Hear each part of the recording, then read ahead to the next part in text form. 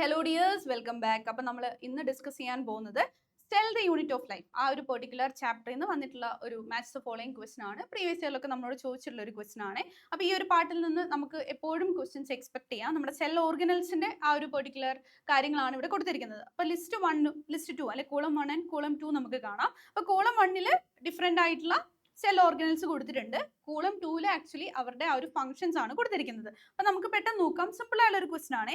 Golgi apparatus. So Golgi അപ്പാരറ്റസിന്റെ ആ ഒരു particular function എന്താണ്? പെട്ടെന്നൊന്ന് റീകളക്ട് ചെയ്തേ. എന്താണ്? Formation of glyco proteins and glyco lipids ആണ് ആരുടെ മേജർ ഫംഗ്ഷൻ? നമ്മുടെ ഗോൾജി അപ്പാരറ്റസിന്റെ ഫംഗ്ഷൻ. ഇനി സൈറ്റോസ്കെലട്ടൻ എന്താണ്? സൈറ്റോസ്കെലട്ടൻ ഒരു എക്സ്റ്റേണൽ അല്ലെങ്കിൽ ഒരു മെക്കാനിക്കൽ സപ്പോർട്ട് പ്രൊവൈഡ് ചെയ്യാൻ വേണ്ടിയിട്ടാണ് സൈറ്റോസ്കെലട്ടന്റെ പ്രസൻസ് ഉള്ളത് അല്ലെ. സോ പ്രൊവൈഡ്സ് മെക്കാനിക്കൽ സപ്പോർട്ട് ആണ് സൈറ്റോസ്കെലട്ടൻ എന്ന് പറയുന്നത്. Mitochondria, power house of the cell. അവിടെ ശരിക്കും എന്താണ് നടക്കുന്നത്? എന്തുകൊണ്ടാണ് നമ്മൾ പവർ ഹൗസ് എന്ന് വിളിക്കുന്നത്?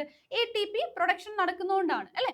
സോ എന്താണ്? സൈറ്റ് ഓഫ് എയറോബിക് റെസ്പിറേഷൻ എന്ന് പറയുന്നത് എവിടെയാണ്? നമ്മുടെ മൈറ്റോകോൺട്രിയയിലാണ്. Right. And next one, rough endoplasmic reticulum. ഇവിടെ റഫ് എൻഡോപ്ലാസ്മിക് റെക്ടിക്കുലം എന്ന് പറയുമ്പോൾ ആ ഒരു പെർട്ടിക്കുലർ എൻഡോപ്ലാസ്മിക് റെക്ടിക്കുലത്തിൽ ആര് കൂടി ഉണ്ടാവും?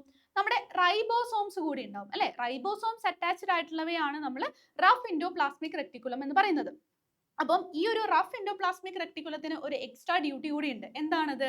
റൈബോസോംസ് ഉള്ളത് കൊണ്ട് തന്നെ അവിടെ പ്രോട്ടീൻസിന്റെ സിന്തസിസ് നടക്കുന്നുണ്ട്. അപ്പോൾ ഓട്ടോമാറ്റിക്കലി അവരുടെ ഫംഗ്ഷൻ എന്ന് പറയുന്നത് എന്താണ്? സിന്തസിസ് ഓഫ് പ്രോട്ടീൻ ആണ്. ഓക്കെ, അത് ക്ലിയർ ആണെന്ന് വിചാരിക്കുന്നു. അപ്പൊ ഇവിടെ എ എന്ന് പറയുന്നത് 3 ആണ്. ഓക്കെ, അതുപോലെ ബി എന്ന് പറയുന്നത് 1 ആണ്, ആൻഡ് സി 2 ആൻഡ് ഡി 4 ആണ്. റൈറ്റ്. യെസ്. അപ്പോൾ ഈ ഒരു പെർട്ടിക്കുലർ ഓപ്ഷൻസ് വരുന്നത് ഏതാണ് നമുക്ക് നോക്കാം. ഓപ്ഷൻ വരുന്നത് A3, B1, C2 and D4 എന്ന് പറയുന്നത് ഓപ്ഷൻ 4 ആണ്. So that is the right answer. ഒരു സിമ്പിൾ ആയിട്ടുള്ള ഒരു ക്വസ്റ്റൻ ആണ്. അപ്പോൾ ഈ സെൽ ഓർഗനൽസ് നിങ്ങൾ കൃത്യമായിട്ട് പഠിച്ചു വെക്കുക. അവരുടെ ആ ഒരു ഡ്യൂട്ടീസ് അല്ലെ റെസ്പോൺസിബിലിറ്റീസ് എന്താണെന്നുള്ള കാര്യം അല്ലെങ്കിൽ അവരുടെ ഫംഗ്ഷൻ എന്താണെന്നുള്ള കാര്യം നിങ്ങൾ കറക്റ്റ് ആയിട്ട് പഠിച്ചു വെക്കുക. ഓക്കെ, അപ്പോൾ ഇതുപോലെ ഇമ്പോർട്ടൻറ്റ് ക്വസ്റ്റ്യൻസ് ഒക്കെ ആയിട്ട് നമ്മൾ വീണ്ടും കാണുന്നതായിരിക്കും. So bye bye and thank U.